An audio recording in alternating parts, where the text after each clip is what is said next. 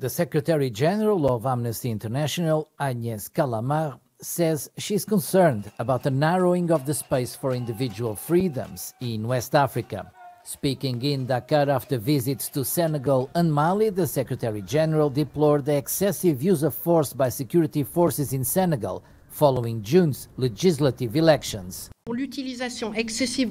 Excessive use of force by security forces must end. This is a crucial element to prevent other abuses, other deaths.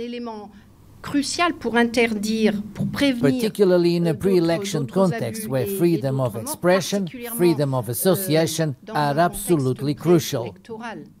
Où la liberté d'expression, la liberté d'association sont absolument cruciales. The Secretary General also made a reference to the situation in Mali, where violence against civilians has been on the rise since the start of the year. Agnes Callamard denounced Mali's ruling junta for not recognizing the levels of violence exercised against civilians. Admittedly, security incidents have been on the rise since January 2002, and denial cannot help address them. Amnesty International and others have noted an upsurge in violence against civilian populations since the start of the year, an upsurge that is not quite or not at all recognized by the authorities. Amnesty International Secretary General appealed for greater transparency in investigating violent protests. The leader of Guinea's ruling junta, Colonel Mamadi Doumbouya, was greeted in Freetown during a visit to neighboring Sierra Leone. Doumbouya was met by Sierra Leone's president, Julius Maada. It is an honor for me to come and see my brother Bio, because he was the first president who came to visit us when we took power on 5th September 2021. On 11 October, President Bio was already in Conakry. That was a testimony of the friendship, the brotherhood between the Republic of Guinea and the Republic of Sierra Leone, and we will work further on this to strengthen once again our ties of cooperation, brotherhood and friendship. Guinea and Sierra Leone, we're not neighbors.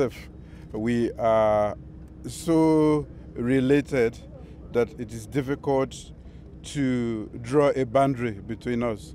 But that is what happened after colonialism, or at the scramble for Africa. So we have to keep this relationship between our two countries. Colonel Mamadi Doumbouya led a coup in September 2021, ousting former President Alpha Condé. Since October last year, that Doumbouya is serving as Guinea's interim president. In Somalia, the death toll from Saturday's twin bomb attack in the capital Mogadishu has climbed to at least 100, according to the authorities. 2 cars packed with explosives were detonated minutes apart near the busy Zobe junction, followed by gunfire. I witnessed the first explosion, then I fled the area. There are deaths and injuries, but I don't know the exact number of the casualties.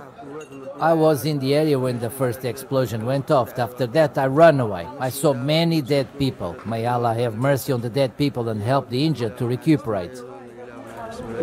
The attack happened at the same junction where a truck packed with explosives blew up in October 2017, killing more than 500 people. Somali President Hassan Sheikh Mohamud denounced the attack and blamed the Al-Shabaab extremists.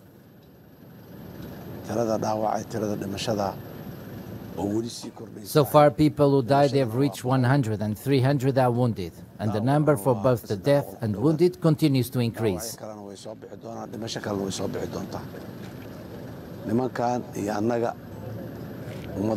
We and the Muslim Somali people are at war with these men. At the time we talk, there is fighting against them going on in many parts of the country, whether it is Galmudug, Irshabelle, Southwest or Jubaland states.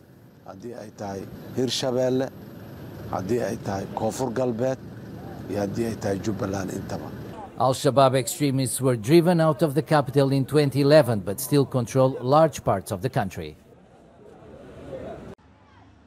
2 explosions have rocked the Somali capital Mogadishu this Saturday. The explosions occurred almost simultaneously on a road alongside the Ministry of Education. According to a police spokesman, both car bombs caused scores of civilian casualties. One of the explosive-filled vehicles managed to enter the ministry compound, triggering a series of gunshots, according to another police officer. Somali authorities usually attribute such attacks to Shabab jihadist militants. Tens of thousands of South Africans participated Saturday in a ceremony to formally recognize King Misuzulu kaZwelethini as head of South Africa's most influential traditional monarchy. The event took place in a football stadium in the coastal city of Durban. I understand that history has chosen me at this time when the Zulu and other nations are facing several challenges.